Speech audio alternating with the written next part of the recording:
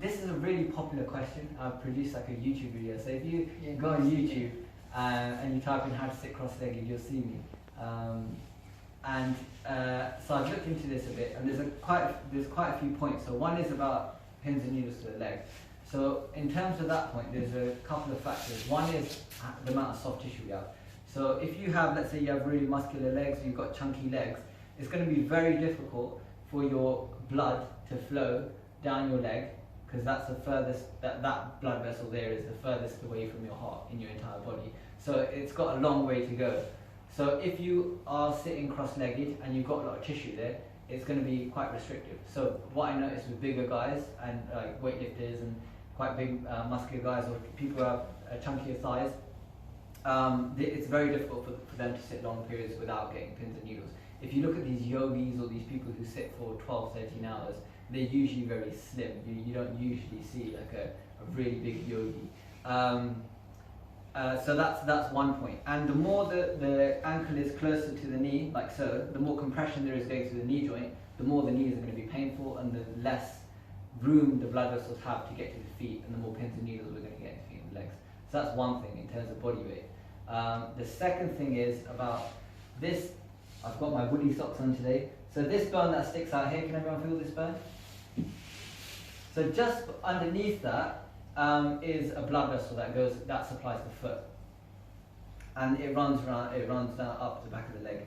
So if you put your shin, so if you're sitting cross-legged and you put your shin on that place, your foot and leg is going to go numb pretty quickly. So that's another thing. So the two options around that is either you bring your leg further in, which then brings that angle closer, so you got more pressure on your knee, and that's a bit like the lotus that you see, kind of yogis do, that kind of, I think it's something like that.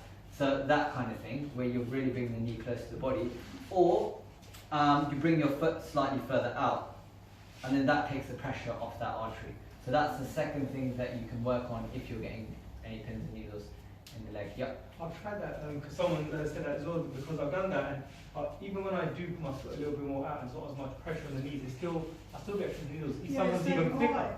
Sometimes even quicker than just sitting like normally. So, no offense, Cal, but then I would work on body weight. Because if you started, because Cal, I don't know if anyone knows, but he used to run marathons. So if you started doing that again, you wouldn't get it. Like if you're getting pins and needles after like 20 minutes now, you wouldn't get it for an hour. You'd be sitting for an hour without it. Because the thing with cardio exercise is it's the most evidence-based exercise it is, because they normally get mice, they normally put them on a running wheel, and then they normally dissect them and see what's happened to their brain. So rather than weight training or any other kind of sport, there's heaps of evidence to what happens in our body. And there's a process called angiogenesis where we actually grow new blood vessels. So if you're running and you're using your legs, you're actually growing new blood vessels to your legs. So you're much less, and pins and needles is basically nerves not getting enough, either not getting enough blood supply, or it's directly getting compressed. So if you're growing more kind of stuff to supply that, if you've got more plug sockets in the room, you've got less chance of having shortages or plug sockets, if that makes sense. So that would be one thing. Body weight would be one thing. And getting enough cardio, so you're getting enough angiogenesis and getting enough blood circulation would be, and the other thing would be position that you're in, and then the other thing would be like stretching. So stretching would be really important, and a couple of stretches for improving your ability to sit cross-legged is the pike, so legs out in front of you, and then slide your hands, try and keep your back straight, slide your hands up your thighs, and then if you're really good, you can hold onto your toes, or you can hold onto your feet. And what you'll notice is, if you're sitting for long periods of time, you'll get stiffer. So if you're teaching, in the morning you do your stretches, and then you teach for a day, and then you try and stretch, you might notice in the morning you might get up to here, and then by the time you finish teaching, you finish working, you're only up to here. That's because you've been seated, or because you've been running around and working, your hip flexors have shortened, and then that's kind of pulling your back out of alignment, and then it's also affecting your flexibility of your hamstrings, so there's more strain going on your back as well. So again, it's kind of our environment working against us, and we're trying to counteract all the stresses and strains that are going on. So that would be pike. There's a couple of others. So if we try the pigeon, this is all yoga for you yogis, all yoga-based stuff. So you have your knee at 90 degrees. That's perfect. And then for those of you who feel comfortable, so this, the easier variation is you just lean into this like that. So you try and keep your body in front, like so. And you should feel, if you go far down enough, and you can just lie it over your hip, you should feel a kind of stretch, a deep stretch at the kind of bottom of the hip area.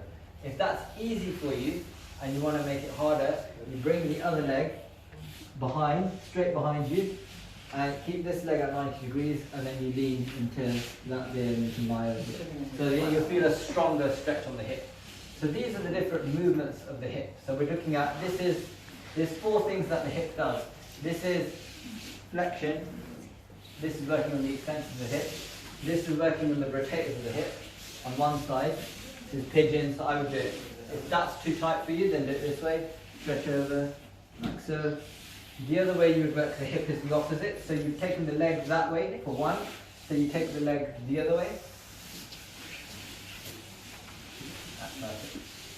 And then you bring your, in line with this, you bring your elbow, so your elbow touches behind, in line with your leg. And then you should feel a stretch. If you don't, you can bring your elbow further back. And you should feel a stretch along the front of your hip. Anyone feel that? Anyone not feel that? Yeah. If that's easy, then you can actually lie down. But if you lie down, you don't want your knee to come off. So if I lie down, because I'm not flexible enough in that way, if I lie down like so, you can see my knee comes off. So I'm losing that stretch there. It's not working where I want it to work. So you slide your arm back and go lower until you get a nice stretch there, or you go further back, so you get a nice stretch there. So